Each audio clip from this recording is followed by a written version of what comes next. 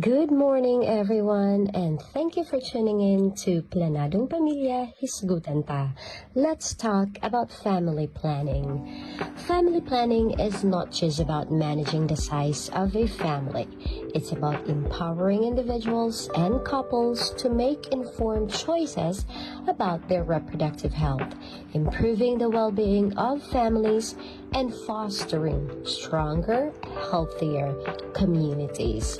To help us better understand this topic, I am very honored to introduce our guest for today's episode. He is the Population Program Officer 3 of the Provincial Health Office of Davao del Norte, the Provincial Family Planning Program Coordinator, the Provincial Male Reproductive Healthcare Program Coordinator, and the Provincial Program Coordinator, Operation of Barangay Health Workers here in Davao del Norte. And please, let us all welcome Mr. J. Nakar Matupina. Yes, ma'am. Thank you very much for this opportunity. Yes. I know our listeners are really very excited to hear from you. So I'm going to start with my first question, and it's going to be more of a background question. Can you tell us about your role in the family planning program and how long you've been involved in this work in Davnor? Okay, ma'am. For this question, the role of family planning program and how long in this work, I've been in this work since 2017. Wow. So it's almost 17. So 8 years, I think. 7 years. Yeah, running 8 years. That's right. Okay. Then, so my role in this program as the program coordinator of this province of Davao del Norte.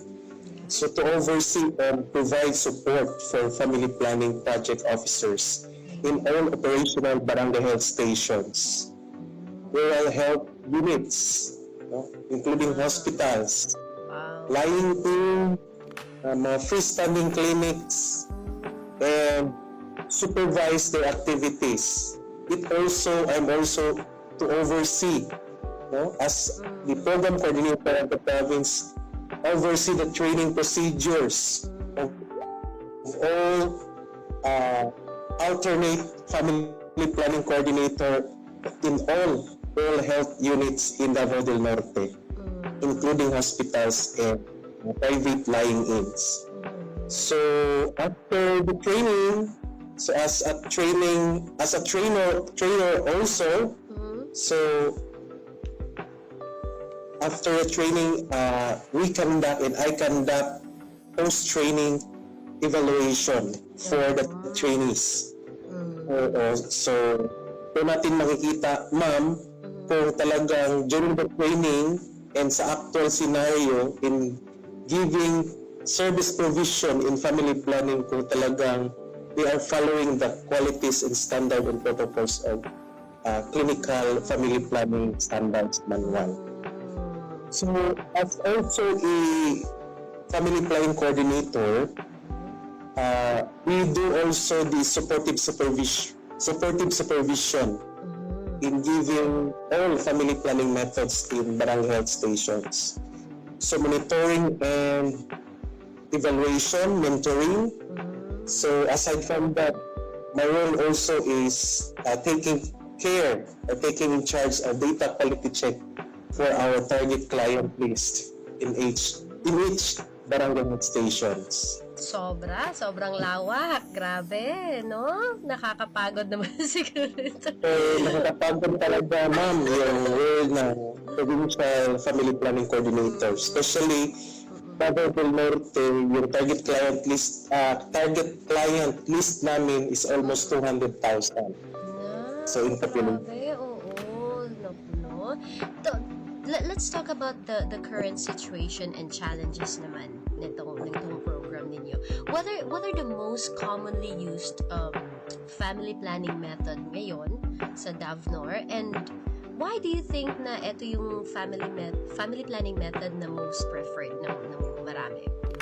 The most preferred family planning method, the modern family planning method, this method is called the combined oral contraceptive pills.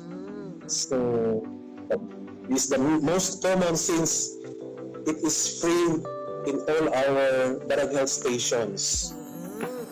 Aside from free, it is easy to take. So aside from easy to take, you can buy it in all pharmaceutical outlet without prescription. Oo nga naman, no? Without prescription. This is the cheapest contraceptive, the COC. So that's why ito yung mas maraming gumagamit ng pills po sa kabuuan. Sa total family planning user, 40% to 45% of our client using this contraceptive combined oral contraceptive pills. Okay, yan po mga listeners, no? Pills pa lang pinaka-common na ginagamit na family method ngayong mga araw na ito. Sir Jay, were there any significant challenges that you faced in promoting family planning dito sa Davnor? Marami, ma'am. So in my first year in this program, marami talagang challenges. So number one ito is lack and poor information of our constituents in Davao del Norte. So there are shortage of contraceptive supplies. Then another is lack of male involvement in family planning. Oo, no? Kasi dapat sabay, no? Dapat both. Yes, dapat talaga, ma'am, sabay. Couple. Hindi lang si babae or si wife yung Dapat naiintindihan rin, no? Ng mga lalaki. dapat talaga, ma'am. So we are encouraging now after this mga challenges, we are encouraging now na during the counseling dapat nandun talaga yung husband or yung girlfriend or kalibin partner para maintindihan niya. Can you name some misconceptions naman about family planning that you frequently encounter? So number one, ma'am, itong the misconception na talaga, ang hirap talaga for the provider to encourage the client is itong family planning method daw is can cause cancer. Naku, no? May mga ganong paniniwala pala yun, di ba? So ito talaga, ma'am. So kaya nga we are encouraging our service provider that you should be well equipped your knowledge, no? Updated yung knowledge nila, and talagang kaalaman. Dapat talaga magbasa, mag-update. So para ma-encounter ma-encourage natin sila and ma-correct yung mga misconception na naririnig nila sa mga kapitbahay, sa ibang source of information. Sir Jay, in what ways has the family planning program positively impacted families here in Davnor and Davnor as a whole? So family planning program positively impact in Davnor as a whole. So with regards with pag ito